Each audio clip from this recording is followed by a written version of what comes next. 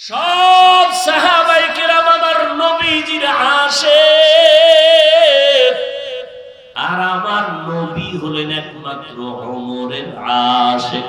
যতদিন পর্যন্ত অন্তরে আল্লাহর ভয় না আসবে ততদিন পর্যন্ত আমি হাফিজুর রহমান কেন, মক্কা মদিনার ইমাম কেন, আমার আল্লাহর নবীও যদি বয়ান করে কপালে কালেমা জুটে না। জাহান্নামের ভয় অন্তরে নাই, এজন্য নবীর মতো ব্যক্তির বয়ান শুনিয়া আবু জাহাল কালেমা পড়ে না। আর যখন জাহান্নামের ভয় অন্তরে ঢুকলো তখন ওমরের মতো বান্দা নবীকে জবাই করতে গিয়েও কালেমা পড়ে ফেলে। আল্লাহর ভয় অন্তরে জমা করার মানে জাহান্নামের আযাবের ভয়। আল্লাহর ভয় অন্তরে জমা করো। আল্লাহ ওয়ালাদের নেক নজর। লিকুল্লি শাইইন মা'দিনুনা মা'দিনুত তাকওয়া কুলুবুল আরিফিন। প্রত্যেকটা ভালো জিনিসের একটা গোডাউন আছে, তাকওয়া অর্জন করার গোডাউন হলো আল্লাহ ওয়ালা যারা ওলিয়া উলিয়া আহলুল্লাহ উলামায়ে আহলে হক যারা, এদের অন্তর হলো তাকওয়ার গোডাউন।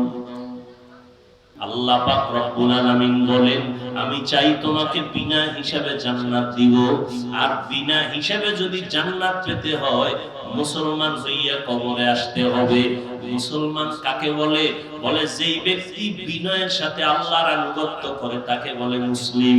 বহু বচন মুসলমান, আনুগত্য করার নাম হলো ইসলাম। বিনয়ের সাথে আনুগত্য করবে অর্থাৎ ওই বান্দার আমলনামায় কোনো গুনাহ থাকবে না, পবিত্র অন্তর যার থাকবে সে বিনয় হিসাবে জান্নাতি। বলে পবিত্র অন্তর কেমনে তৈরি করবা? তো গুনাহ তো জীবনে হয়ে গেল, আসছিলাম দুনিয়াতে বড় পবিত্র। আল্লাহর নবী বলেন সব সন্তানেরা পবিত্র আত্মা নিয়ে জমিনে আসে। এই সন্তান আস্তে আস্তে গুনার কারণে তার আত্মা অপবিত্র হয়। গুনার কারণে হাত না পাক, গুনার কারণে জবানটা না পাক, গুনার কারণে চোখ না পাক, গুনার কারণে আমার অন্তর না পাক।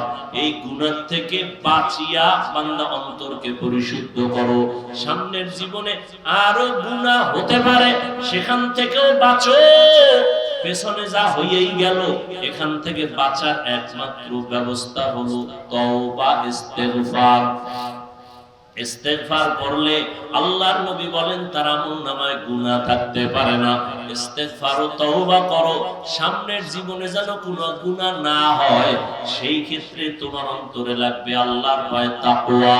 তাকওয়া যদি অন্তরে জমা করতে পারো তাহলে তুমি গুনাহ থেকে বাঁচবা। তাকওয়া জমা করার জন্য লাগবে খাঁটি আল্লাহ ওয়ালাদের নেক নজর। বলে কতক্ষণ? বলে গুনাহ থেকে মুক্ত হতে পারবা না যতক্ষণ। এজন্য আল্লাহ ওয়ালাদের নেক নজর লাগলেই বান্দার পরিবর্তন শুরু হয়ে যায়। কারণ আল্লাহ তাদের স্পেশাল পাওয়ার দান করেন, যেই পাওয়ারটা সাধারণ মানুষকে আল্লাহ দান করেন না। এই জন্য উলামায়ে কেরামের সোহবতে, খাঁটি আল্লাহ ওয়ালাদের সোহবতে গিয়া দেখা যায় কত বেনামাজি নামাজি, কত বেপরদাওয়ালা পর্দা করে, জীবনে আল্লাহকে চিনত না, এখন আল্লাহকে চিনে। নামাজ পড়ে, আযানটা হলেই মসজিদে দৌড়ায় যায়। আল্লাহর কোরআন তেলাওয়াতের জন্য বান্দা পাগল, নিজেও তেলাওয়াত করে, সন্তানটাকেও তেলাওয়াত করার জন্য প্রচেষ্টা চালায়, নিজেও পর্দা করে, স্ত্রীকেও পর্দায় রাখার জন্য পাগল হয়ে যায়। একমাত্র উলামায়ে আহলে হকের সোহবতের কারণেই। আল্লাহ এজন্য অন্য আয়াতে বলেন, ইয়া আইয়ুহাল্লাযীনা আমানুত্তাকুল্লাহ ওয়া কুনু মা'আস সাদিকিন। আল্লাহকে ভয় করো, আল্লাহর প্রিয় বান্দা যারা তাদের বন্ধু হয়ে থাকো। এরে নবীর আশিক উম্মতের দল, ও যুবক আজকে তাকায় দেখো তোমার মতো কত যুবক স্কুলে পড়ে, কলেজে পড়ে, চাকরি করে, ব্যবসা করে, 5 ওয়াক্ত নামাজ পড়ে, আছে না নাই? জীবনে মাদ্রাসায় পড়ে নাই, এরপরও নামাজ ছাড়ে না। বিষয়টা কি? কলেজে গিয়া কি নামাজের প্রশিক্ষণ দিছে? কয় না। স্কুলে কি নামাজের ট্রেনিং হয়? কয় হয় না। তো নামাজ পড়ে কেন? বলে এর সাথে কোরআন ওয়ালার সম্পর্ক আছে, উলামায়ে আহলে হকের সম্পর্ক আছে, দাওয়াত ও তাবলীগের সম্পর্ক আছে। এই জন্য ছেলেটা কলেজে পড়িয়াও নামাজ ছাড়ে না। পড়িয়াও নামাজ ছাড়ে না। ও যুবক, মনটাকে বুঝাও। ড্রাইভারি করে, রাস্তায় গাড়ি চালায় যুবক, আজান হলে নামাজে দাঁড়ায় যায়। নিজের একটু বুঝাও, তুমি কেন পারবা না? তোমার মতো যুবক সন্তান মাছ ধরে, কৃষি কাজ করে, শ্রমিকের কাজ করে, চাকরি করে, ব্যবসা করে, নামাজ ছাড়ে না, তুমি কেন পারবা না? আল্লাহর কাছে তওবা করো।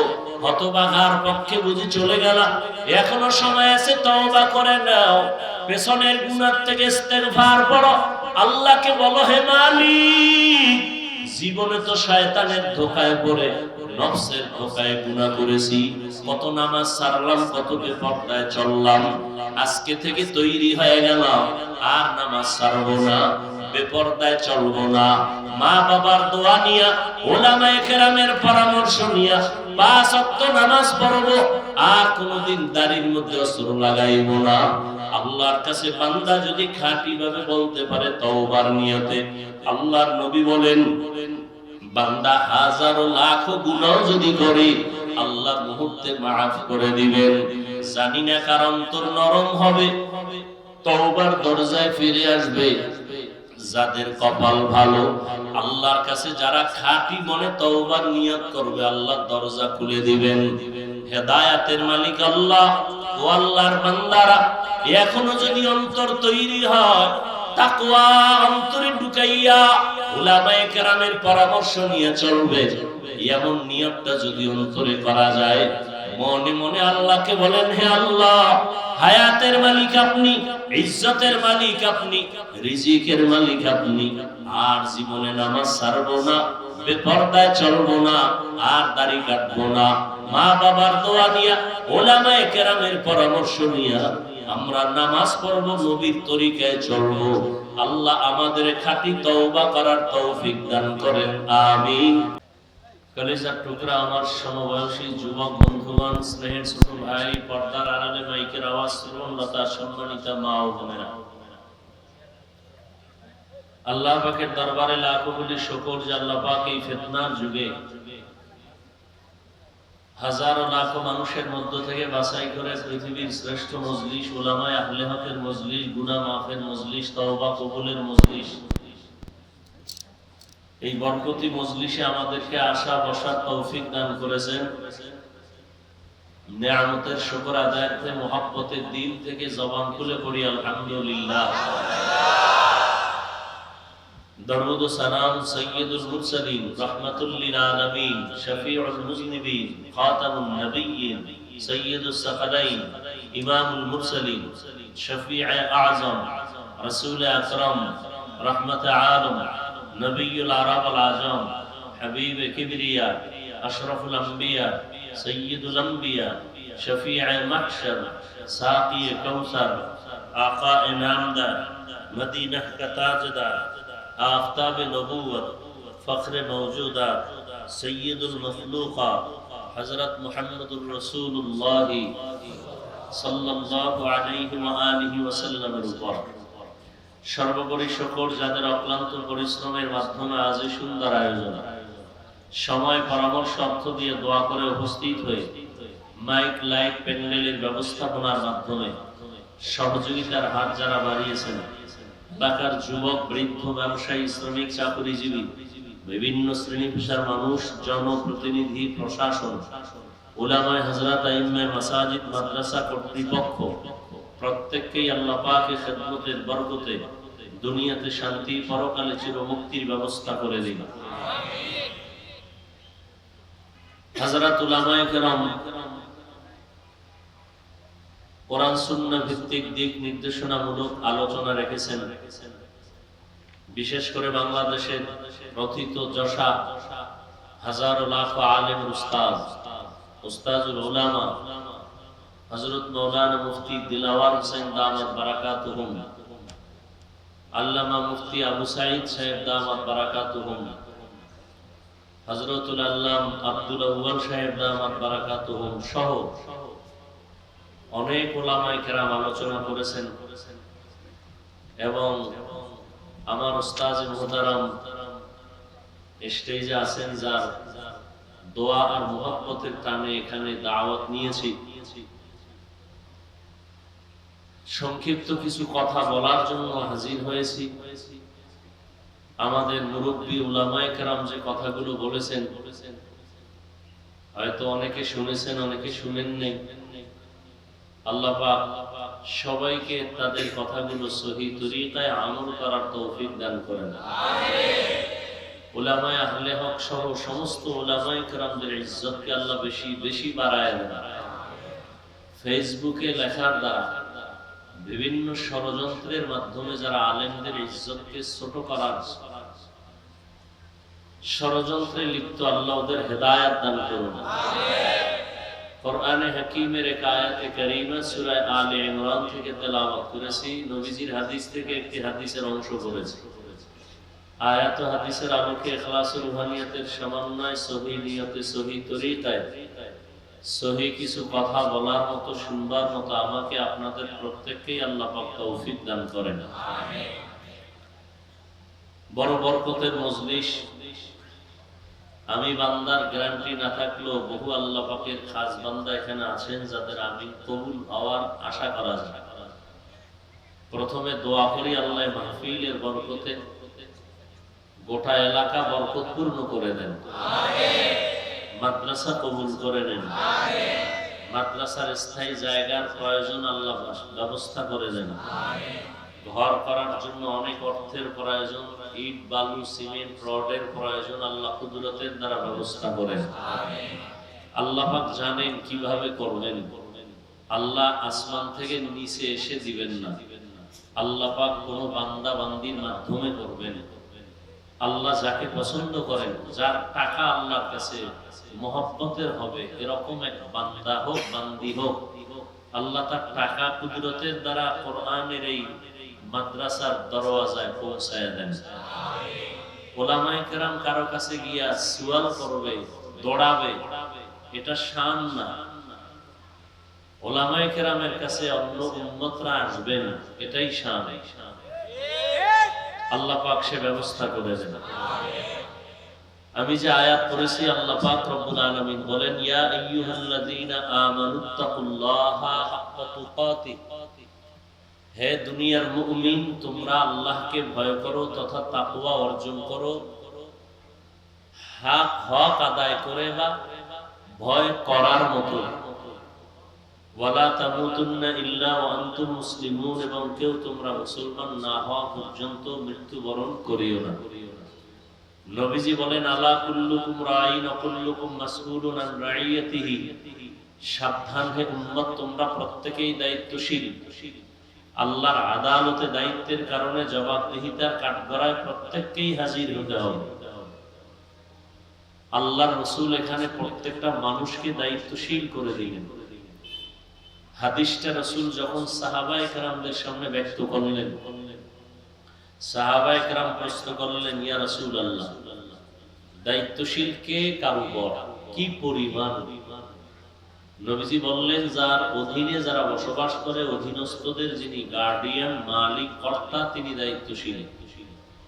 যেমন মা বাবা সন্তানের গার্ডিয়ান, সন্তান মা বাবার অধীন, অতএব মা বাবা সন্তানের দায়িত্বশীল। স্ত্রী স্বামীর অধীন, প্রত্যেক স্বামী স্ত্রীর দায়িত্বশীল। প্রত্যেক ছাত্র শিক্ষকের অধীন, শিক্ষক ছাত্রের দায়িত্বশীল। প্রত্যেক ইমাম, খতিব, মসজিদের মুসল্লিদের দায়িত্বশীল। একজন ওয়ার্ডের মেম্বার, কমিশনার, ওয়ার্ডের মানুষের দায়িত্বশীল। ইউনিয়নের চেয়ারম্যান, উপজেলা চেয়ারম্যান, ওই অঞ্চলের ভোটারদের দায়িত্বশীল। এমপি তার আসনের দায়িত্বশীল। সরকার গোটা দেশবাসীর দায়িত্বশীল। উলামায়ে আহলে হক গোটা উম্মতের দায়িত্বশীল। আল্লাহর নবী বলেন, দায়িত্বশীলরা রেডি হও, আল্লাহর কাছে দায়িত্বের কারণে জবাবদিহিতার কাঠগড়ায় দাঁড়াতে হবে। এখন মা বাবা সব সময় চিন্তা করতে হবে সন্তানের দায়িত্ব পালন করছেন কিনা। স্বামীকে চিন্তা করতে হবে স্ত্রীর দায়িত্ব পালন করছেন কিনা। কিয়ামতের দিন আল্লাহ পাক কড়ায় গন্ডায় হিসাব নেবেন, হিসাব নিয়ে এরপরে আল্লাহ ফয়সালা দিবেন। আল্লাহ চাইলে সব পারেন, তারপর সাক্ষী পেশ করবেন সত্য আর মিথ্যার পক্ষে বিপক্ষে। একটা বিচারের ফয়সালাও আল্লাহ সাক্ষী ছাড়া দিবেন না, সাক্ষীও একটা হবে না। জমিনকে আল্লাহ সাক্ষী বানাবেন, অঙ্গ প্রত্যঙ্গকে আল্লাহ সাক্ষী বানাবেন, আমল নামাকে সাক্ষী বানাবেন, ফেরেশতাকে সাক্ষী বানাবেন। এগুলোর সাক্ষী নিয়া এরপরে আল্লাহ বিচারের ফয়সালা দিবেন। অতএব দায়িত্ব পালন করার দরকার। কতটুকু দায়িত্ব পালন করতে পেরেছি? সন্তান হযরত ওমরে ফারুক রাদিয়াল্লাহু তাআলা আনহুর দরবারে বাবার বিরুদ্ধে বিচার দিলেন। বাবা না, সন্তানের বিরুদ্ধে বিচার দিল বাবা। ওমরে ফারুক রাদিয়াল্লাহু তাআলা আনহু সন্তানকে তলব করলেন যে আপনি যেই সন্তানের বিরুদ্ধে বিচার দায়ের করলেন, সন্তানকে হাজির করেন।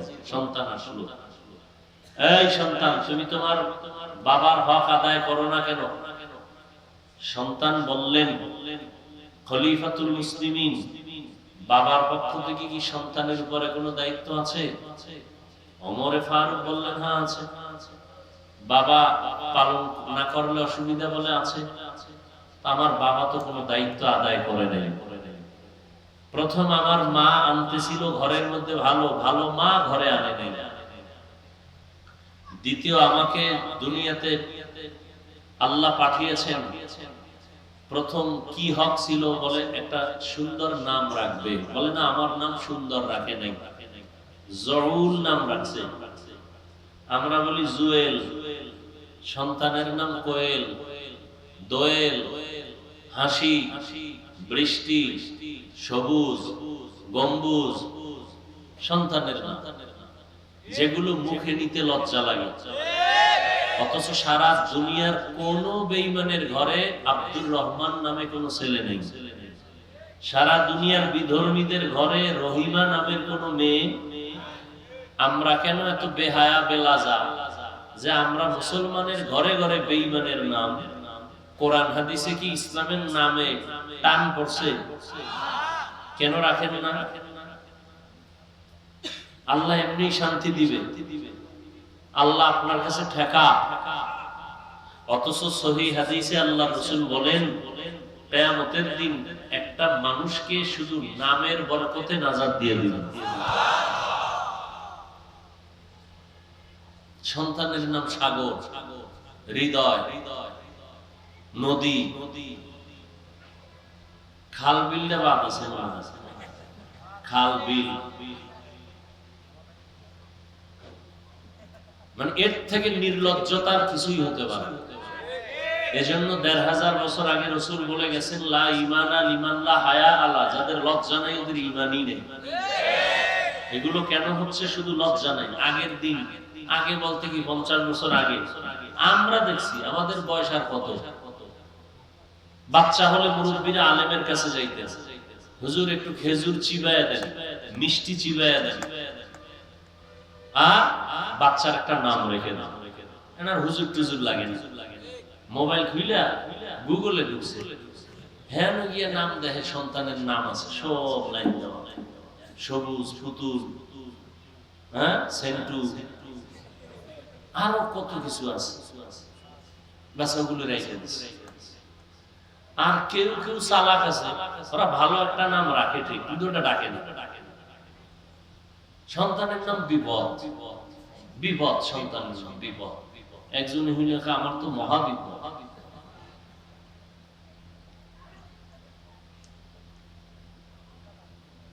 এরপরও বাংলাদেশে কিছুটা এই ওয়াজ মাহফিল থাকাতে আছে, নাইলেও থাকতে। এখন এই ওয়াজ মাহফিলও বন্ধ করার জন্য ষড়যন্ত্র চলতেছে।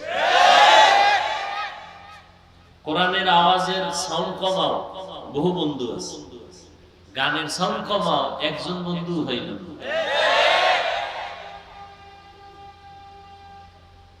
এই জন্য কাকে আপনি দোষ দিবেন? সব আওয়ামদের উপরে দোষটা চাপাই দিলে হবে না, নিজের ঘরেও কিছু দোষ নেওয়া দরকার, নিজের ঘরে। আল্লাহ আমাদের সব ভাইকে হেদায়েত দান করুন। মা বাবার দায়িত্ব সন্তানের উপর। প্রথম একটা নাম রাখবে। قال النبي صلى الله عليه وآله وسلم من ولد له ولد فليحسن اسمه وأدبه فإذا بلغ فليزوج فإن بلغ ولم يزوج فأصاب اسما فإنما اسمه على أبيه أو كما قال النبي عليه الصلاة والسلام। পয়গম্বর বলেন, ও সন্তানের মা বাবা, জমিনের মধ্যে সন্তান ভূমিষ্ঠ যদি হয়, ভালো একটা নাম রাখো। 7 দিনের দিন তার চুল ফালাও। সমর্থবান যদি হও, আকিকাটা দাও। সুন্দর একটা নাম রাখো, আদব শিক্ষা দাও। দুনিয়াতে আদবের শিক্ষা শ্রেষ্ঠ শিক্ষক রাহমাতুল লিল আলামিন। নবীর শিক্ষা ছাড়া আর কোন আদবের শিক্ষা, সবগুলো বেয়াদবি, সবগুলো বেয়াদবি। জন্ম নিছে মুসলমানের ঘরে, বাবা মুসলমান, মা মুসলমান, ছেলের নাম আব্দুর রহমান। শিক্ষকের সাথে বেয়াদবি করে কেন? বলে মুসলমানের ঘরে জন্ম নিছে ঠিক, কিন্তু শিক্ষাটা মুসলমানি কায়দায় পায় না, মুহাম্মদের শিক্ষা পায় না। সালামটা দিতে পারে না, আইএ পাস, বিএ পাস, দুনিয়ার সব পাস, দুনিয়ার সব পারে। আসসালামু আলাইকুম এই দুইটা শব্দ শুদ্ধ করে পারে না। আর এক কুলাঙ্গারের বাচ্চা কোন জায়গায় বইয়ে বলতেছে শুদ্ধ করে সালাম দিলে জঙ্গির গন্ধ পাওয়া যায়। আসসালামু আলাইকুম এই দুইটা শব্দ শিখতে কি মাদ্রাসায় যাওয়া লাগে? হ্যাঁ, অথচ বিয়ে পাস এই শব্দ দুইটা পারে না। সালাম দেয় সালামালাইকুম, তার মানে তোর উপরে খোদার গজব। হে ঘুরায় খাওয়া আলাইকুম, তোর উপরে আগে বলুন। নির্লজ্জ মুসলমান সালামটা পর্যন্ত শিখে নাই। সালাম দেয় মানে তোর উপরে গজব, সালামালাইকুম মানে তোর উপরে আল্লাহর গজব। অথচ সালাম শান্তি, আসসালামু আলাইকুম, বাস এতটুকু শব্দ শুদ্ধ করে পারে না, দুনিয়ার সব আকাম পারে। আল্লাহ হেদায়েত দান করুন। আমিন। আপনারা সিল্লেনের কিছু আছে ভালো, এত গজব গেল দেশটা, এরপরও ভালো হইলেন না। আপনারা এই আবেগ টাবেগ দিয়ে আমগো হুজুর গো বহুত বিপদে ফেলাইছে, আর কত ফেলবেন। বহুত তাল দিছেন হুজুর গো, ইমামরে দিয়া নাই, আমনে নাই, ইমামেরে তাল দিছেন, আজকে সাইজ করে লাইবেন এই সাইড। হুজুর তো বুঝে লাইছে যে খুব করতে পারলে মনে হয় সম্মান বাড়বে, এমন করা করছে সব গেছে গিয়ে হে নাই। এখন এক দলকার সূর্য ডুবার আগে যেন আপনি বাড়িতে ঘুরে আইয়েন, বাস গেছে ইমাম সাহেব। এই সমস্ত আবেগ বন্ধ করেন। এটা ওয়াজের প্যান্ডেল।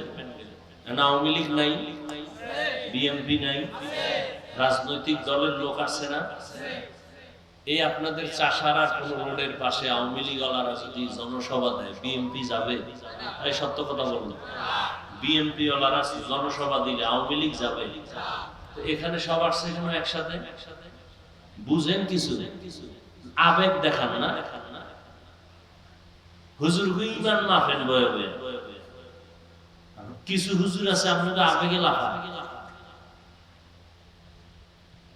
আওয়ামী লীগের লোক আসবে কেন? বিএনপির লোক আসবে কেন? এটা কোরআনের মাহফিল, এখানে আমল আখলাকের কথা হবে। এখানে রাজনীতির লোক আসছে কেন? কয়টি সব গাট্টি বেন্দারা পর্দার বাইরে ফেলায় দিছে। এখানে আসছে আল্লাহর মহব্বতে, রাসূলের মহব্বতে। কি মসজিদে তাবলীগওয়ালারা ডাকে, সরমনেওয়ালারা যাবে? কথা বলেন না। সরমনেওয়ালারা যদি এখানে জিকির হবে, তাবলীগওয়ালারা বসবে? বসে না, স্বাভাবিক। সোজা কথাটা স্বীকার করেন না কেন? এখানে সবাই আসছে, তাবলীগের লোক নাই, সরমনের লোক নাই, বুজানির লোক নাই, গাঞ্জা করো, বেনামাজিও, বেপরদাওয়ালা, পিছনে আমারে কাফের বলে সেও আছে। বুঝতে হবে এটা রাজনীতির মঞ্চ না, এই জন্য আছে। এটা রাজনীতির মঞ্চ, রাজনীতির বক্তা, এই রাজনীতির মঞ্চ না, এই জন্য আছে। কারণ আমি যদি রাজনীতি করতে মনে চাই প্রচলিত, তাহলে রাজনীতির আলাদা মঞ্চ আছে না? কি নাস্তিকদের মঞ্চ আছে, নাস্তিকদের বিরুদ্ধে জ্বালাময়ী ভাষণ দেওয়ার হুজুর মঞ্চ আছে না? কথা বলেন না কেন? রাজনীতি করতে চাইলে হুজুর মঞ্চে যাও। খেলাফত আন্দোলন, খেলাফত মজলিস, ইসলামী আন্দোলন, জামাআত, অভাব নাই, ওখানে গিয়ে চিৎকার দাও। সরকার 12 ঘন্টার মধ্যে লাল বাতি জ্বালায় দিবে। কি কথা বলেন না কেন? এটা রাজনীতির মঞ্চ। রাজনীতির মঞ্চে রাজনীতির আলাপ। আমাদের মুরব্বী যার 45 মিনিটের বয়ানে এ দেশের চূড়ান্ত ডাকাত, 5 ওয়াক্ত নামাজি হয়েছে, চরমনের জমিনে ঘুমন্ত সৈয়দ ফজলুল করিম রাহমাতুল্লাহ আলাইহি। জীবনভর দেখছি আর শিখছি। কি দেখছি? বয়ানের স্টাইলে জাহান্নামের বয়ান, মনে হয় সে দুনিয়াতে নাই। কবরের আযাবের বয়ান, কত বড় নিকৃষ্ট অন্তরওয়ালা। আমরা খালি কবরের ওয়াজ করি কেন? আমরা কেন জাহান্নামের ওয়াজ করি? কি ওয়াজ করব? আল্লাহ করলে আমি করব না কেন? কি আজীব ব্যাপার।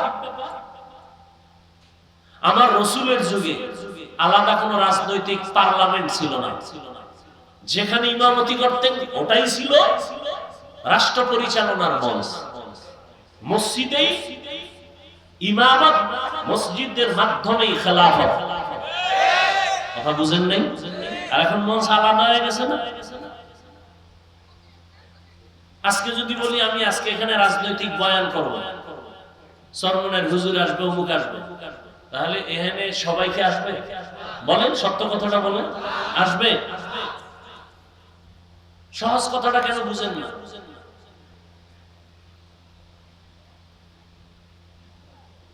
আবার যখন চরমনের হুজুরে পল্টনে বক্তব্য দিতেন,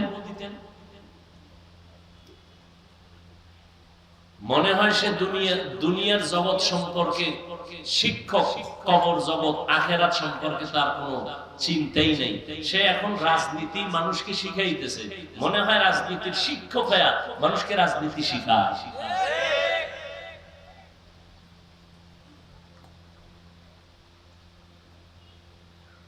থানায় আসামি ধরে নিয়ে পুলিশে পিটাচ্ছে, কোনো কাম দেয় না, বুদ্ধা চিৎকার দেয়, চোখে পানি নেই।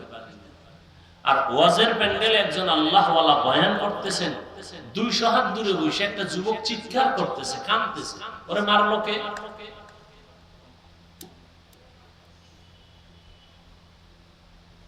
লা ইকরাহা ফিদ্দীন, ধর্ম নিয়ে কোনো জোর জবরদস্তি করা জায়েজ নেই। কানে ধরে কাউকে রোজা রাখানো যাবে না, রাখাইলে সওয়াব হবে না। তাহলে এই লোকগুলোর কি করা যায়? আল্লাহ কয় এদের ওয়াজ করো। ওয়াজ কেমনে ওয়াজ করবা? কয় মাঝে মাঝে কিয়ামতের ঘটনা কও, জাহান্নামের ভয় দেখাও, জান্নাতের সুসংবাদ, নেক আমল করলেই শান্তি। মাঝে মাঝে কিসসা কাহিনী কও। কি কও? মা কিসসা কাহিনী কও। ওরা কিসসা কাহিনীর পৃথিবীর শ্রেষ্ঠ কিতাব কোরআন শরীফ, হাদিস শরীফ, কিসসা কাহিনীর শ্রেষ্ঠ কিতাব। ওই মূর্খরা জানে না কোরআন শরীফে হাতির কিসসা নাই। এই পণ্ডিত সাহেবেরা বলেন না কেন? কোরআন শরীফে সাপের কিসসা নাই। কোরআন শরীফে গরুর কিসসা দিয়েই তো সূরা বাকারা শুরু। কিসসা কাহিনী কয়। কিসসার গাইড বুক শ্রেষ্ঠ কিতাব কোরআন শরীফ, কিসসা কাহিনীর শ্রেষ্ঠ কিতাব হাদিস শরীফ। পিপিলিকার কিসসা নাই কোরআনে, হাতির কিসসা নাই, বাঘের কিসসা নাই। কি আজীব কথা। মশা মাছির কিসসা আছে না নাই? স্পষ্ট। সূরা আনকাবুত, সূরা নামল পিপিলিকার সূরা, সূরা ফিল হাতির সূরা। এই সব ভেজালের মূল। আমি তো মাঝে মাঝে কই যেন জলে এক দলে। আমি যে বলি বেঈমান নিয়ে টেনশন নাই, টেনশন হলো ইসলামের ব্যানারওয়ালা মুনাফিক নিয়ে। ভেজাইলে হলো মুনাফিকেরা চাপাবাজি করে আমরা ইসলাম চাই। তোমার দাড়ি নেই কেন? ইসলাম চাই। মাথায় টুপি নেই কেন? ইসলাম চাই। মদিনার পোশাক নাই কেন? চাপাবাজি করে আমরা ইসলাম চাই। ইসলাম চায় না, ইসলামের নাম ব্যবহার করে ক্ষমতার চেয়ার চায়।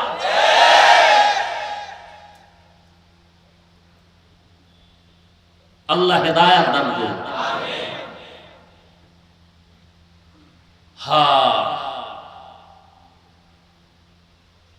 আজকে সারা দেশের মধ্যে হাজারো লাখো মানুষ দ্বীনের পথে তাবলীগের কারণে, কি ঠিক না? রহমতের নবী, কত নরম প্রকৃতির নবী, রহমাতুল লিল আলামিন। আল্লাহ কয় ওয়াল আসরি ইন্নাল ইনসানা লাফি খুসর, আসরের শপথ সব মানুষ জাহান্নামে। কিন্তু নামের ব্রেক লাগাইছেন পরে। নবী কি কয়? কুল্লু উম্মতি ইয়াদখুলুনাল জান্নাতা, সব উম্মতেরা জান্নাতি। পরে গিয়ে কয় কিন্তু আল্লাহ কয় আগে সব কি? কথা বল, সব জাহান্নাম। কিন্তু লাগায় কয় না, চার গুণালারা জান্নাতি। আর নবী আগেই কয় সব জান্নাতি। রহমতের নবীর রহমতের আওয়াজ। কিন্তু যারা আমি মুহাম্মদের মানে না, তারা না। মুহাম্মদের মানে না, তারা না। সাহাবায়ে কেরাম কয় রাসূলুল্লাহ আমাদের মানে না কারা? আবার ওদিক গেলে আরেক জানা।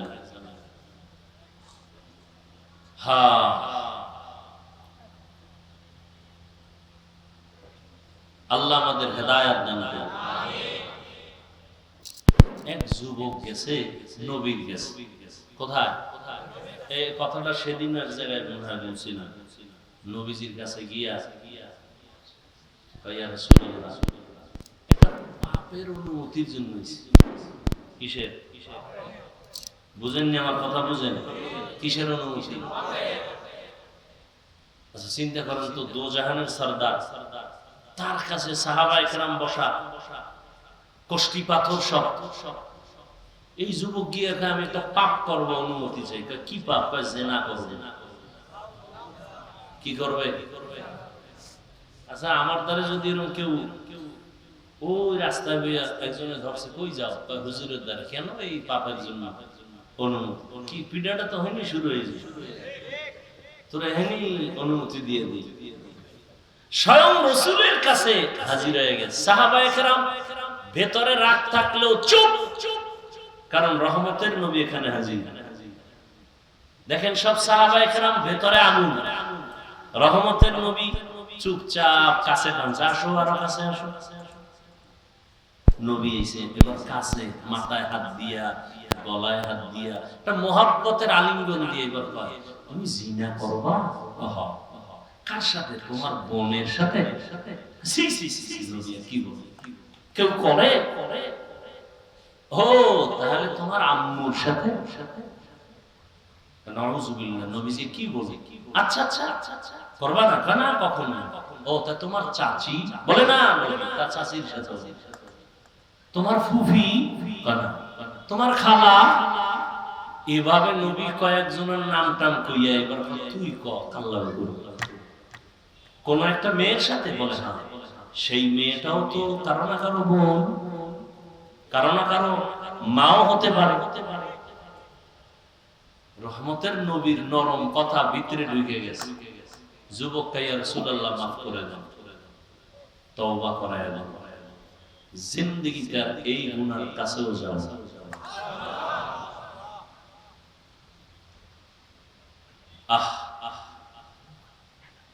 فبما رحمة من الله لنت لهم ولو كنت فظا غليظ القلب لانفضوا من حولك। ও নবী, আপনার অন্তর খুব নরম। যদি কঠোর হইতো তাহলে সব ভেঙে যাইতো, ভেঙে। কিন্তু নরম, এতটাই নরম যে আপনার কথা শুনে দুশমনও বন্ধু হয়ে যায়। লা তামুদ্দান্না আইনাইকা ইলা মা মাত্তা'না বিহি আজওয়াজাম মিনহুম ওয়া লা তাহজান আলাইহিম ওয়াখফিজ জানাহাকা লিল মুমিনিন। নবীরে কয় আপনি মুমিনদের বেলায় ডানা মেইলা বিছায়া দেন, ডানা বিছায়া দেন, সবাই যেন আইসা জায়গা পায়, হিংসার বিন্দু কোনো যেন আশ না থাকে, ডানা বিছায়া দেন মুমিনের জন্য। এই জন্য মাত্র 13 বছর পৃথিবীর নিকৃষ্ট জাতি মক্কার মানুষ, ইতিহাসের পৃষ্ঠায় নিকৃষ্ট মানুষ মক্কার মানুষ, চূড়ান্ত লম্পট আর চরিত্রহীন এই মানুষগুলোকে মাত্র 13 বছরে এতটাই দামি বানাইলেন যে আল্লাহ লিস্টি দিয়া জিব্রাইলকে কয় রাসূলকে বলো এই লিস্টিতে যাদের নাম আছে এরা বিনা হিসাবে জান্নাতে যাবে। কয় বছরের ব্যবধান? মাত্র 13 বছর। রহমতের নবীর আদর্শ আচরণ, জীবনে কোনোদিন গালি দেন নাই, হাজারো গালি শুনছেন, কোনোদিন জবাব দেন নাই, চোখ তুলে কোনোদিন কারো সাথে গরম চোখে তাকান নাই। ইনি হলেন রহমতের নবী। মাত্র 13 বছরে পুরা মক্কা নগরী ফুলের বাগান হয়ে গেল। আবু বকরের মতো বান্দা, ওমরের মতো বান্দা, ওমর রাসূলের সোয়া পাইয়ে এতটা দামি যে এখন কেমন দামি যে শয়তান ওমরের ভয় পায়। আল্লাহর সামনে চ্যালেঞ্জ দিল যেই শয়তান, সেই শয়তান ওমরের ভয় পায়। টের পাইছে আইতেছে দৌড়।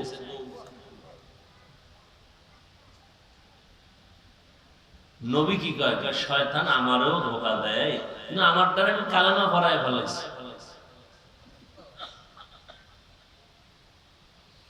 হায় হায় ইয়া আইয়ুহাল্লাযীনা আমানুত্তাকুল্লাহা হাক্কা তুকাতিহ ওয়া লা তামুতুন্না ইল্লা ওয়া আনতুম মুসলিমুন। আমি মাঝে মাঝে মিডিয়া একসময় পুরো বন্ধ করে দিছি, আবার এই এক সপ্তাহ ধরে ভাবতেছি আবার সব বন্ধ করে দেবো কিনা, চিন্তায় আছি, বড় টেনশনে আছি। আমার এটি দরকার না, ওরা যদি একটু কইরা উম্মতের ফায়দা হয়তো করবে, তো ওদের করতে গিয়ে যদি আলেমদের বদনাম হয় তাহলে এই সুযোগটা আমরা হুঁশ থাকতে দিতে পারি না। আলেমের সম্মান যাতে ঠিক থাকে সেই ক্ষেত্রে ওই কন্টেন্ট বানাইয়া কোনো বক্তব্য পেশ করা জাতির সামনে বয়ান করি 1 ঘন্টা 1.5 ঘন্টা পুরাটা না চাইরা 5 মিনিট, এগুলোর দ্বারা আলেমদের এ পর্যন্ত বেশি ভালো হয় না, ক্ষতি ছাড়া। এগুলো যদি দেখি আবার ওরা শুরু করে তাই বন্ধ করে দেব, দরকার নেই। সম্মান দেওয়ার মালিক কে? ইজ্জতের মালিক কে? এই জন্য চিন্তায় আছি আবারও কি বন্ধ করবো কিনা। আমি বলে দিছি সবগুলোর যে পুরো বয়ান ছাড়ো, যে কোনো আলেমের বয়ান শুরু থেকে শেষ পর্যন্ত ছাড়ো। আরে বেটা, রিজিক দেওয়ার মালিক কে? তুই যদি কও আমার 5 লাখ টাকা কামাই করলে আমি শান্তিতে থাকতে পারবো, কোটিপতিরা সব শান্তিতে থাকতো না? একজনও শান্তিতে আছে? শান্তি তো আল্লাহর হাতে, টাকার হাতে না। টাকার হাতে হইলে তো আমাদের যারা হুজুরেরা 5-10 হাজার টাকায় কাজ করে মাদ্রাসায়, এরা তো সব না খায় পড়তো। মূল শান্তি তো আল্লাহর কাছে। আল্লাহ শান্তি দিলে 5 টাকায়ও দিতে পারে, আর শান্তি না থাকলে কোটি টাকায়ও থাকে না। এই জিনিসটা অন্তরে ঢুকাও। বয়ান শুনো না, বয়ে বয়ে আলেমদের বয়ান শুনো, নিজেও বয়ান শুনো, তওবা করো। খানা যে জিনিসের মধ্যে দাও, টাকাটা নিয়ে নিজের পেটে ঢুকাও, মাইয়া বলারে খাওয়াবা, মায়েরে খাওয়াবা, হালাল করে খাওয়াও। কোন আলেমের বরদোয়া নিও না, খবরদার। বরদোয়া মোনাজাত দিয়ে করা লাগে না, দিল থেকে বরদোয়া চলে আসে। আর মানুষের বরদোয়া মারাত্মক। এ আমার বয়ান সহ কোন ওলামায়ে কেরামের বয়ান কাট করে আলাদা আলাদা বয়ান করছি আমি, কোন একটা বিষয় কথা বলছি, সেখানে আমার সাথে এক মহিলার ছবি বা কোন এমপির ছবি, এমপি মহিলা হোক বা কোন লাইনে, এই ছবিটারে এক করে একসাথে দিয়া, এগুলো সারা, এগুলো কবিরা গুনাহ না? এটা সওয়াব না গুনাহ? কেন করো তোমরা এই গুনার কাজ? দেখো, হালাল পথটাকে তোমাদের চালাকির কারণে হারাম হয়ে যাইতেছে। পটটা হালাল তুমি করে নিলেই হয়, একটু চালাকি করছো এখন তোমার জন্য এটা হারাম হয়ে গেল। আর এই হারাম টাকা তোমার মাইয়া বলারে খাওয়া, তোমার লজ্জা করে না? মানুষের কি বয়ান করবে? হালাল রাস্তাটাকে তুমি চালাকি করে হারাম বানাইতেছো। তোমার মধ্যে জাহান্নামের ভয় নাই, মরণের ভয় নাই। তুমি চিন্তা করবা যে আমি সওয়াবের নিয়তে করি, উম্মত আলেমদের বয়ান শুনবে, দ্বীনের পথে আসবে। এতে যদি 5 টাকা হয়, ওই 5 টাকা আল্লাহ 5 লাখ টাকার বরকত দিবে। এই বিশ্বাস নিয়ে কাজ করো। এ অনেকের দাড়ি নেই, আমি সামনে থেকে এই চিন্তাই সব চিন্তা করে এই চিন্তা করতে বাদ দিয়ে দিই। সব নামাজ ঠিক মতো করে না। আমি তো একটা কিছু লাইন করছিলাম যে হেডিও না, কথা বলি না, সব বাদ দিই। নামাজ নাই, খালি ধান্দা করে থাকো, নামাজ টামাজ না পড়লে জব কে দিল? আল্লাহ একটা রাস্তা খুলে দিয়েছে, রিজিকের মালিক কে? আল্লাহ রাস্তা খুলে দিয়েছে, এটাকে আল্লাহর মুহাব্বত নিয়ে কাজ করো। এই রাস্তা তো আছে, তুমি কেন এটাকে বন্ধ করে তুমি মন মতো নামাজ নাই, মা বাবার খেদমত নাই, ওলামায়ে কেরামদের বরদোয়া নিয়ে চললে তো তোমার জিন্দেগি বরবাদ, তোমার ভবিষ্যৎ প্রজন্ম, সন্তান, তোমার পরিবার সব ধ্বংস করে গেল, তুমি একা। আল্লাহ হেদায়েত দান করেন। আমার বয়ান যারা কাট করে ছাড়ে, আমি সবাইকে বলি সবার ওলামায়ে কেরামের পুরো বয়ান দিবা। এরপরে যদি কাট করে ছাড়ে, এটি একেবারে ভালো করে তদন্ত করে দিবা, ওরে সবার সামনে এখান থেকে উঠে দিবে। এরপরে যদি না, তবু সব কিছু বিদায় সালাম, আর আমার রেকর্ড দরকার নেই। এমনি ভয় লাগতেছে বাংলাদেশি ওয়াজমজ থাকবে না, ওই বিদেশে গেলে এরকম এই ছোট্ট হল রুমে তো মাই ওই বক্স দিয়ে ওয়াজ করে। আমগো কারণে, এই ফাইজলামির কারণে, চালাকির কারণে এই ওয়াজ বন্ধ হয়ে যায়। এজন্য সরকার দায়ী না, বেঈমান দায়ী না, মুনাফিকেরা দায়ী। মুনাফিক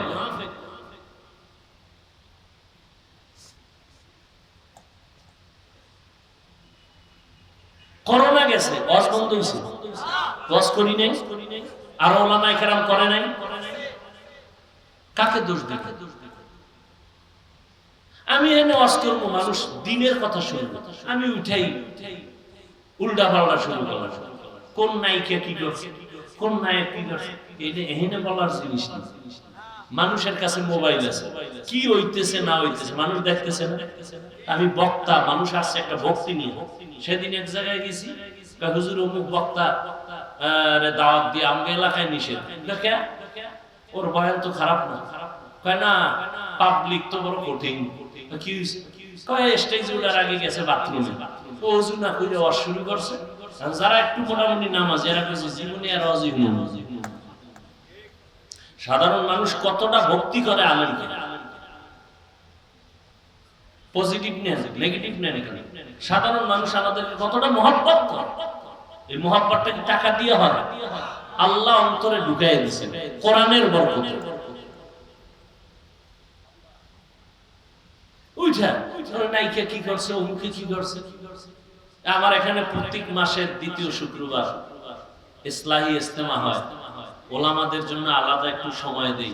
এই বিষয়গুলো আমি বলি, বয়ানকে আরো সংযোজন করা দরকার, সংযত হওয়া দরকার, মার্জিত ভাষায়। এখন আর কোনো গোয়েন্দা টোয়েন্দা লাগে না। সেদিন গেছি এক জায়গায়, ওয়াজ করতেই দিবে না আমাদের ভিন্ন পার্টি, যারা আমাকে কাফের কইলে খুব খুশি। হ্যাঁ, পরে বললাম ভাই কাফের টাফের বলা বাদ দাও। কিছুদিনের মধ্যে আমাদের সব আলেম এক স্টেজে চলে আসবে ইনশাআল্লাহ। আপনারা সাধারণ মানুষ কিলাকিলি করে লাভ কি? ওলামাদের মধ্যে দূরত্ব কিন্তু কমতেছে, খেয়াল করছেন কেউ? কোনো হুঁশই নেই। ওলামায়ে কেরামদের মাঝে দূরত্ব কমতেছে আগের তুলনায়। এরপর কোন আলেম এখন মন গড়া বয়ান করে কেউ ধরা লাগবে না, সার নাই, একটু উল্টা পাল্টা কইছি, পরের 2-3 দিন পর আবার লাইভে এটা ভুল হয়ে গেছে। যুগটা কেমন যুগ দেখছেন? এখন আর কেউ ধরার দরকার নাই, নিজেই ধরা। অতএব সবাই এক হওয়ার চেষ্টা করে। আজকে বাংলাদেশে মসজিদ বেশি না কম? মাদ্রাসা, তাবলীগ, আলেম ওলামা, ছাত্র পীর মুরিদি বেশি, হাতে গোনা মাত্র কয়েকটা নাস্তিক। এরপর আমরা দুর্বল কেন? বিষয় কি? একমাত্র কারণ আমাদের ভেতরে একতাবদ্ধতা নাই। সাববেজির লড়াই চলে আমাদের অন্তরের ভেতরে। আল্লাহ লড়াইয়ের থেকে, হিংস্র আক্রমণ থেকে আল্লাহ আমাকে হেফাজত করেন, গোটা উলামায়ে কেরামদেরকে হেফাজত করেন। এক মঞ্চে, এক মনে, এক ধ্যানে, ইখলাসের সাথে দ্বীনের কাজ করার সবাইকে তৌফিক আল্লাহ দান করেন। ফেসবুক লে সারা দিয়ে, আরে আলেমের কিছু বলবে সেটা ভিন্ন কথা। তুমি ক্লাস 8 এ পড়ো, না হয় মাদ্রাসায় তুমি কাফিয়া পড়ো, না হয় শারহে বেকায়া পড়ো, তোমার এই রকম দুঃসাহস কেমনে হলো যার একজন আলেমের বিরুদ্ধে ফেসবুকে লেখো? মা বাবার অভিশপ্ত সন্তান ছাড়া আলেমের বিরুদ্ধে ফেসবুকে লিখতে পারে না। মা বাবার অভিশপ্ত সন্তান, ওর উপরে মা বাবার বরদোয়া, মা বাবার অভিশাপ, এমন সন্তানেরাই আলেমদের বিরুদ্ধে লিখতে পারে, এছাড়া কেউ পারে না।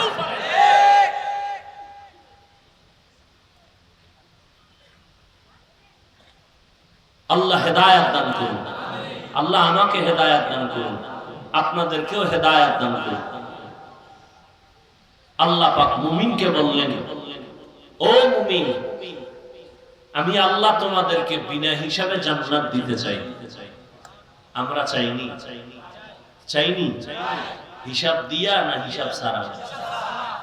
আল্লাহ বলেন তাহলে কাজ করা লাগবে দুইটা। এক নাম্বার, আমাকে ভয় করো। ভয় করার মতো বলে কেমনে? হক আদায় করে।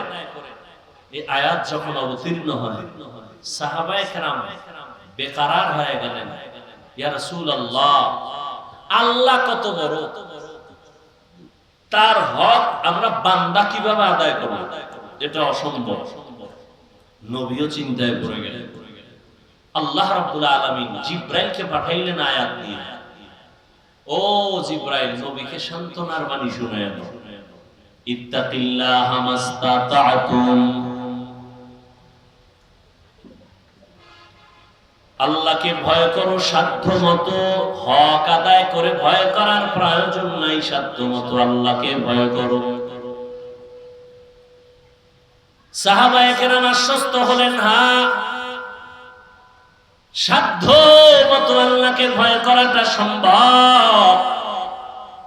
আল্লাহর হক আদায় করে কারো দ্বারা ভয় করাটা সম্ভব না। এই ভয়ের নাম তাকওয়া। যিনি আল্লাহকে ভয় করবেন তার নাম মুত্তাকি। ভয়টা থাকার জায়গার নাম হলো অন্তর। তবে এটা চিরসত্য, এই ভয় তাকওয়া জন্মগতভাবে কেউ নিয়ে আসেন, এটা অর্জন করতে হয়। এজন্য আল্লাহ বলেন, এইটা অর্জন করার জন্য কোরআনে বারবার তাকিদ দিলেন, কারণ এটা এমন একটা পুঁজির নাম, আল্লাহর কাছে সর্বোচ্চ সম্মানিত হওয়ার জন্য যত রাস্তা আছে সর্বশ্রেষ্ঠ রাস্তা হলো তাকওয়া। ইন্না আকরামাকুম ইনদাল্লাহি আতকাকুম। আল্লাহ পাক নবীকে জানায় দেন, আমার কাছে সবথেকে বড় দামি ওই ব্যক্তি যার মধ্যে আছে তাকওয়া।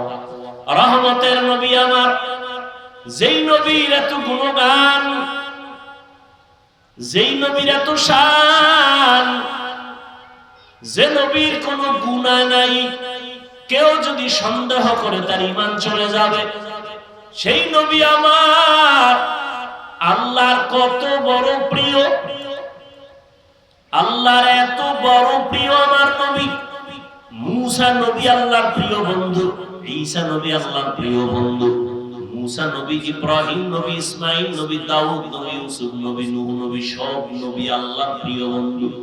মুহাম্মদ আল্লাহর প্রিয় বন্ধু। তবে ব্যবধান, আল্লাহ পাক মহব্বতের এক পর্যায়ে গিয়া নবীদেরকে এক একটা টাইটেল দিবেন। মূসাকে আল্লাহ টাইটেল দিলেন কালিমুল্লাহ, ইব্রাহিমকে দিলেন খলিলুল্লাহ, দাউদ নবীর খলিফাতুল্লাহ, আদমকে সফিউল্লাহ, ইসমাঈলকে জবিহুল্লাহ। যাকে যা দিছেন, কিন্তু হাবিবুল্লাহ কাউকে দেন নাই। হাবিবুল্লাহ রিজার্ভ রাখছেন রাহমাতুল লিল আলামিনের জন্য। সব নবীরা রাসূল যারা সব আমার আল্লাহ পাকের আশিক, আর একমাত্র আল্লাহ হলেন রহমতের নবী মুহাম্মদের আশিক। সব নবী রাসূল কার আশিক? আরে কথা হয় না। আল্লাহ কার আশিক? নবীর আশিক। ঠিক তেমনি ভাবে সব সাহাবায়ে কেরাম আমার নবীজির আশিক, আর আমার নবী হলেন একমাত্র ওমরের আশিক। এবার বুঝেন ওমরের দাম কত। সেই ওমরের সাথে অনেকে রাগ কইরা 20 রাকাত তারাবি পড়ে না। ওমরের সাথে রাগ করছে, ওমরের মানি না তো কারে মানো? খান মুহাম্মাদের মানি। অতি ভালো ভালো, আল্লাহ হেদায়েত দান করুন। আমার রাসূলের প্রিয় হযরত ওমর আমার আল্লাহর প্রিয় নবী, কোনো গুনাহ নাই। আল্লাহ কত বড় নবীর আশিক, সেই নবীকে আল্লাহ বলেন, ও নবী আপনিও তাকওয়া অর্জন করেন। ইয়া আইয়ুহান নাবিয়্যু তাকিল্লাহ ওয়া লা তুতি'ল কাফিরিনা ওয়াল মুনাফিকিন। ও নবী আপনি কাফের মুনাফিকের অনুসরণ করবেন না, আল্লাহর ভয় অন্তরে জমা করেন। আল্লাহ বলেন তাকওয়া অন্তরে জমা করো। এটা গর্ব থেকে নিয়ে আসো নাই, অন্যের থেকে অন্তরে ঢুকাইতে হবে। কার থেকে ঢুকাইবা? তাকওয়া অন্তরে ঢুকানোর ঠিকানা দুইটা, এক হলো রমজানের রোজা, আর একটা হলো খাঁটি আল্লাহর বান্দা যারা মুত্তাকি, তাদের কলব হলো তাকওয়ার গোডাউন। রমজানের রোজার মাধ্যমে অন্তরে তাকওয়া অর্জন করো। খাঁটি আল্লাহ ওয়ালাদের সোহবত আর নেক নজরের দ্বারা অন্তরে তাকওয়া ঢুকাও। যতদিন পর্যন্ত অন্তরে আল্লাহর ভয় না আসবে, ততদিন পর্যন্ত আমি হাফিজুর রহমান কেন, মক্কা মদিনার ইমাম কেন, আমার আল্লাহর নবীও যদি বয়ান করে কপালে কালেমা জুটে না। জাহান্নামের ভয় অন্তরে নাই, এজন্য নবীর মতো ব্যক্তির বয়ান শুনিয়া আবু জাহাল কালেমা পড়ে না। আর যখন জাহান্নামের ভয় অন্তরে ঢুকলো, তখন ওমরের মতো বান্দা নবীকে জবাই করতে গিয়েও কালেমা পড়ে ফেলে। আল্লাহর ভয় অন্তরে জমা করার মানে জাহান্নামের আযাবের ভয়। আল্লাহর ভয় অন্তরে জমা করো। আল্লাহ ওয়ালাদের নেক নজর। লিকুল্লি শাইইন মা'দিনুনা মা'দিনুত তাকওয়া কুলুবুল আরিফিন।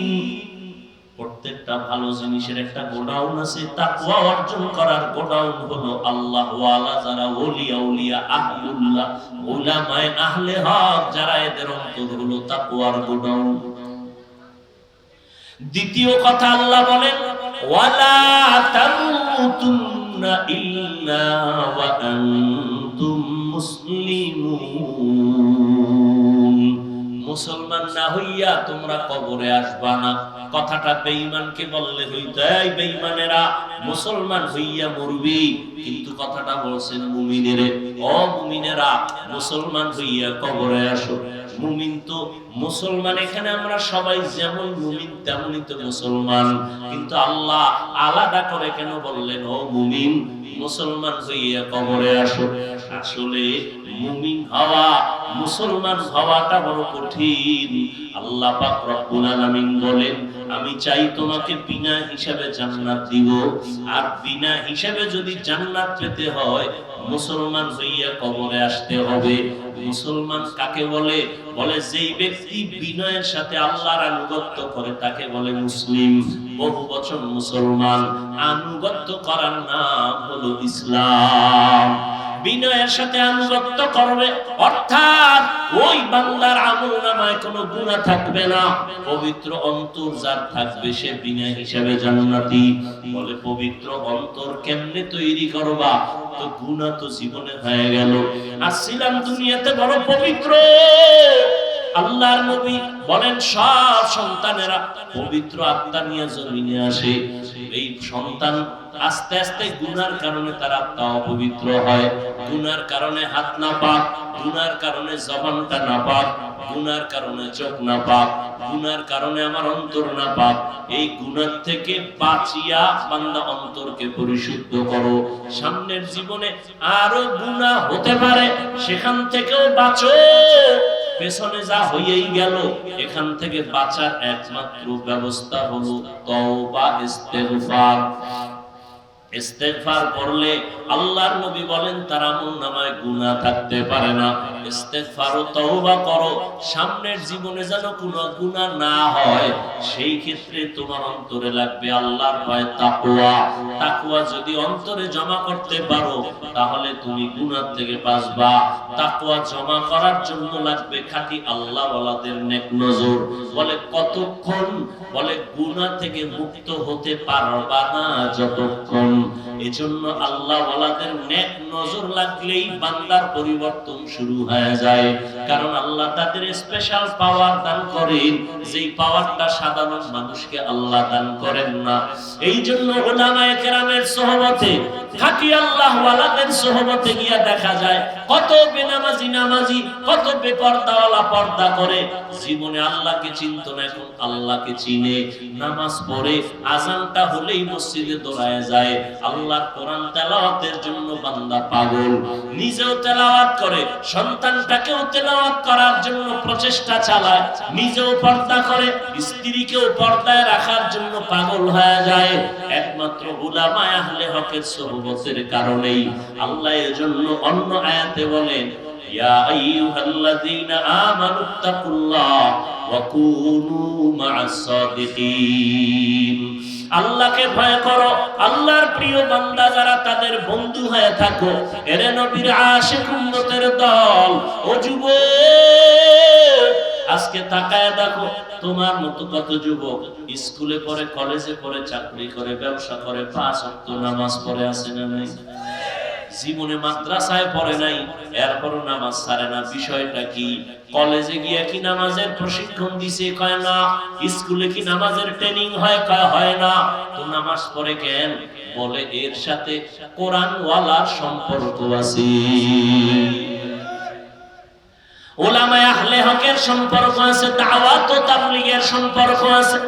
এই জন্য ছেলেটা কলেজে পড়িয়াও নামাজ ছাড়ে না, স্কুলে পড়িয়াও নামাজ ছাড়ে না। ও যুবক মনটাকে বুঝাও, ড্রাইভারি করে, রাস্তায় গাড়ি চালায়, যুবক আযান হলে নামাজে দাঁড়ায় যায়। নিজের একটু বুঝাও, তুমি কেন পারবা না? তোমার মতো যুবক সন্তান মাছ ধরে, কৃষি কাজ করে, শ্রমিকের কাজ করে, চাকরি করে, ব্যবসা করে, নামাজ ছাড়ে না, তুমি কেন পারবা না? আল্লাহর কাছে তওবা করো। হতভাগার পক্ষে বুঝি চলে গেলা, এখনো সময় আছে, তওবা করে নাও। পেছনের গুনাহ থেকে ইস্তেগফার পড়ো, আল্লাহকে বলো হে মালিক, জীবনে তো শয়তানের ধোঁকায় পড়ে, নফসের ধোঁকায় গুনাহ করেছি, কত নামাজ ছাড়লাম, কত বেপরদায় চললাম। আজকে থেকে তৈরি হয়ে গেলাম, আর নামাজ ছাড়বো না, বেপরদায় চলবো না। মা বাবার দোয়া নিয়া, উলামায়ে কেরামের পরামর্শ নিয়া 5 ওয়াক্ত নামাজ পড়বো, আর কোনদিন দাড়ির মধ্যে অস্ত্র লাগাইবো না।